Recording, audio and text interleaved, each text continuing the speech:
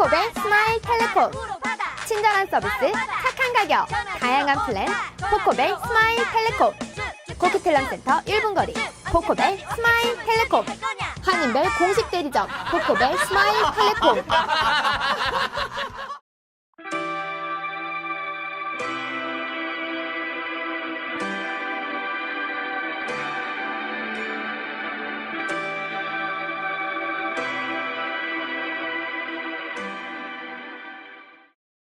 연방정부는 올해 초부터 캐나다인 일자리를 지키기 위해 외국인 고용과 관련된 규제 정책을 지속적으로 진행해 왔습니다. 이에 따라 외국인 근로자를 고용하려는 사업자들은 이전보다 까다로운 규정에 대한 어려움과 비용 지출이 발생하고 있습니다. 따라서 외국인 근로자들을 필요로 하는 사업주들의 불만이 날로 커지고 있습니다. 29일 켈로나에서 열리는 캐나다 상공회의소 연례회의에서 BC 상공회의소는 올해부터 시행되는 외국인 고용 관련 규제를 풀어줄 것을 건의할 예정이라고 합니다. BC 상공회의소의 CEO 존 윈터 씨는 외국인 고용률이 높은 관광산업과 농업 분야는 외국인 고용 규제로 큰 어려움을 겪고 있다고 전했습니다. 윈터 씨는 국적에 상관없이 숙련된 기술을 가진 인력이 필요하다면 고용할 수 있어야 함에도 새로운 규제로 인해 고용률만 낮아지고 있다고 설명했습니다. 특히 건축 분야의 경우 숙련된 외국인 근로자들이 다수 필요로 하나 고용 절차가 복잡해지고 비용까지 발생해 어려움이 크다는 것입니다. 현재 가장 큰 문제는 인력난 부족으로 공사를 제 날짜에 맞추지 못하는 곳이 많다고 합니다. 지난주 스테판 폴러즈 연방은행 총재는 캐나다 국내 경기가 수출 증가세에 힘입어 회복세를 지속할 것이라고 발표했습니다. 캐나다 통계청도 경제가 회복세의 걸음마를 시작했음을 알리는 내용을 전했습니다. 경제 전문가들이 하반기 캐나다 경제의 회복세가 그다지 긍정적이지 않다고 전망하는 가운데 연방은행 총재와 통계청이 분위기를 반전시키려는 노력을 하는 것 같습니다. 경제는 마음이라는 말이 있는 것처럼 사람들의 마음에 희망이라는 불씨를 살려야 할 것 같기도 합니다. 지난 25일 캐나다 통계청은 7월 소매업 매출액이 전월 대비 0.6% 상승한 400억 불을 상회했다고 밝혔습니다. 도매업과 제조업 분야에서 각각 1.5%, 1.7%의 상승세를 보였으며 건축 허가율도 20.7% 상승한 것으로 집계되었습니다.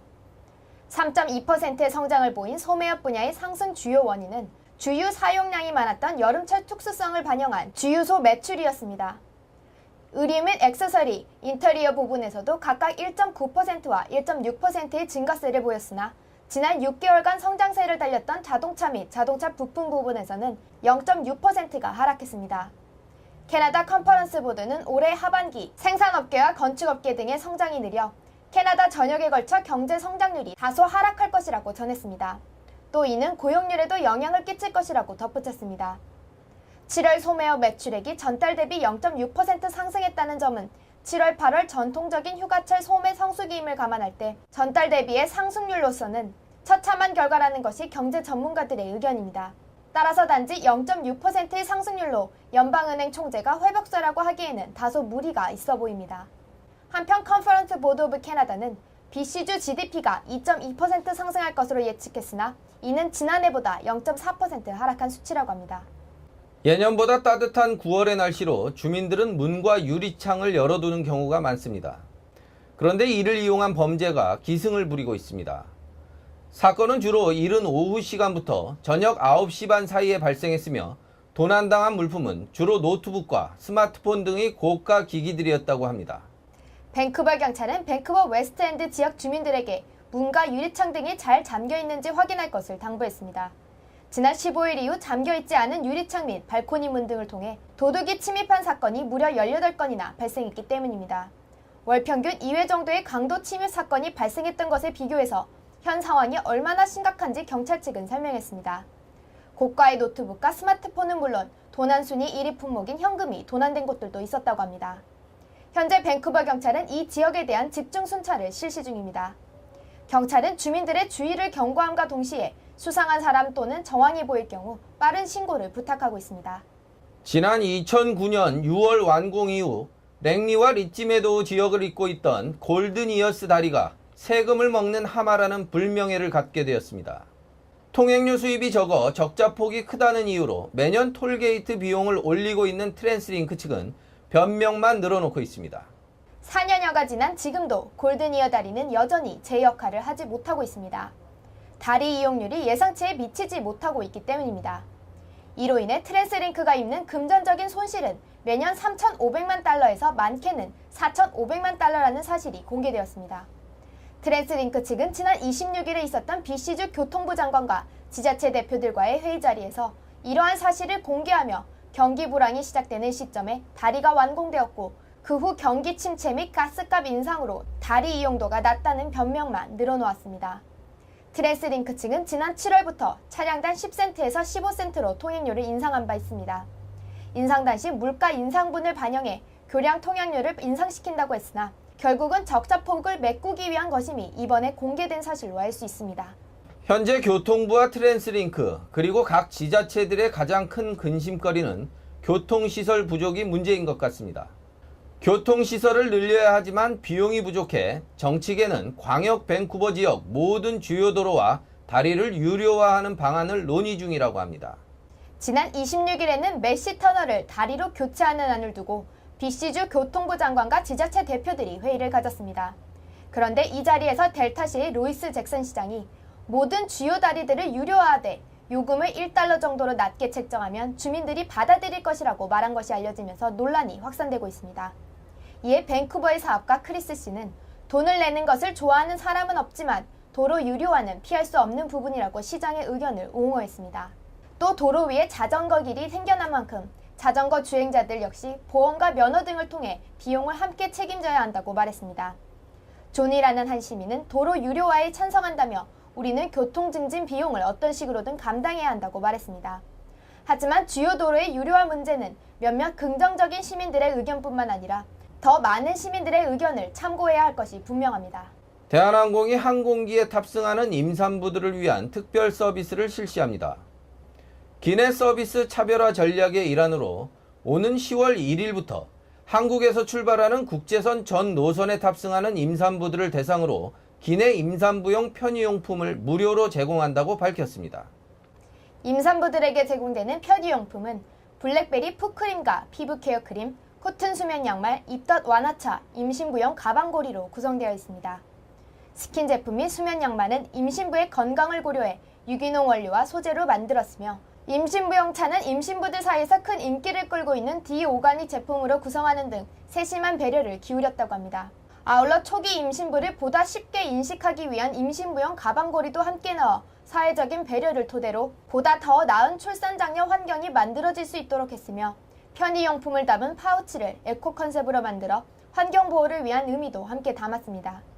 대한항공 관계자는 임신부 승객들이 편의용품을 통해 심신 안정과 항공여행에 의한 피로를 한층 덜 수 있을 것으로 기대하고 있다며 항공편 예약 시에 임신부라는 사실을 알리면 항공기 탑승 직후 승무원이 직접 제공한다고 전했습니다. 대한항공은 임신부 승객을 대상으로 보다 세심한 서비스를 기울여 나가겠다고 말했습니다. 손석희 바람이 예사롭지 않습니다. 손석희 앵커가 지난 16일부터 JTBC 9시 뉴스 앵커를 맡으면서 JTBC 뉴스 시청률이 급상승하고 있습니다. 가장 정직하고 신뢰할 수 있는 언론인으로 매년 선정되어 왔던 손석희 앵커가 MBC를 떠나 종편인 JTBC로 옮길 때만 해도 많은 사람들은 기대와 염려로 그의 행보를 주시했습니다. 손석희 앵커가 진행하는 뉴스9에서는 지상파에서 다루지 않는 천주교 정의구현 사제단의 시국미사와 국정원 직원 허위 진술을 유일하게 보도하는가 하면 25일에는 삼성전자 반도체 공장 등에서 재해를 당한 노동자들을 돕는 반올림의 활동을 보도했습니다. 이 사안은 지상파 방송에서도 보도 뉴스로는 다루지 않았던 부분이었고 JTBC 방송사가 삼성을 거스르는 행동을 하지는 못할 것이라는 통념을 일정 부분 깨는 행위였습니다. 이러한 손석희 앵커의 날갯짓으로 인한 바람이 이곳 밴쿠버까지 오고 있습니다. 밴쿠버 중앙일보 자회사인 JTB에서 손석희 앵커가 진행하는 뉴스9을 전하고 있기 때문입니다. 밴쿠버 교민들은 매일 아침 뉴스9을 시청하실 수 있습니다. 손석희 앵커의 진실을 추구하는 보도가 교민들에게 한국 사회의 현실을 올바르게 평가할 수 있도록 도와주고 있습니다. 연방정부 상원의원으로 활동하고 있는 연아 마틴 상원의원이 상원 여당의 원내 부대표로 선출되었습니다. 18일 클라우드 카리그난 상원 여당 대표는 연아 마틴 의원을 새 부대표로 선출했다고 발표했습니다. 원내 부대표가 된 연아 마틴 상원 의원은 카리그나 원내대표와 함께 집권 여당을 대표해 상원 운영에 참여하게 됩니다. 마틴 상원의원은 지명 소식을 전해 듣고 큰 영광이며 카리그난 대표를 잘 보좌해 원활한 상원 운영에 최선을 다할 것을 약속했습니다. 그녀는 많은 어려움이 있겠지만 상원 동료 의원들과 협의를 통해 문제를 해결해 나가겠다고 말했습니다. 아메니다 시니어 하우스는 지난 27일 올해로 103회 생일을 맞이한 밴쿠버 최장수 이자영 할아버지의 생일 기념과 함께 제2회 아메니다 청춘 음악회를 개최했습니다. 이날 자리에 모인 어르신들과 이자영 할아버지의 가족은 올해로 103회를 맞이한 이자영 할아버지의 생신을 축하하며 함께 생일 축하 노래를 불렀습니다. 이자영 할아버지는 103세라는 나이가 믿겨지지 않을 만큼 건강한 모습으로 많은 이들의 축하 인사를 받았습니다.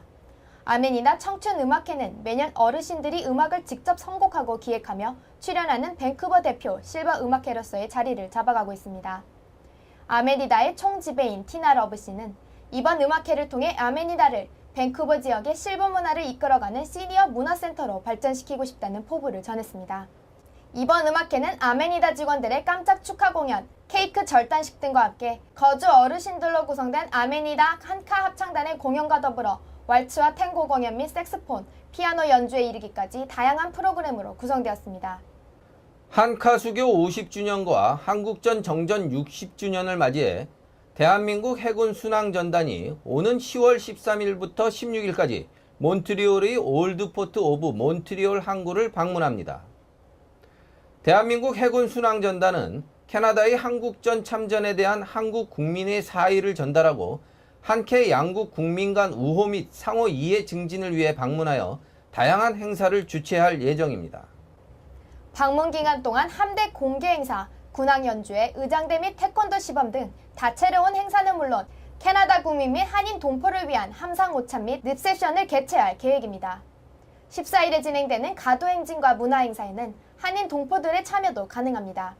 이번 해군 순항 방문에는 장송 제독을 비롯한 전단 지휘부와 해군 사관학교 생도 141명, 군악대 의장대 등 지원 요원과 함정 승조원 등 총 630여 명이 참가합니다.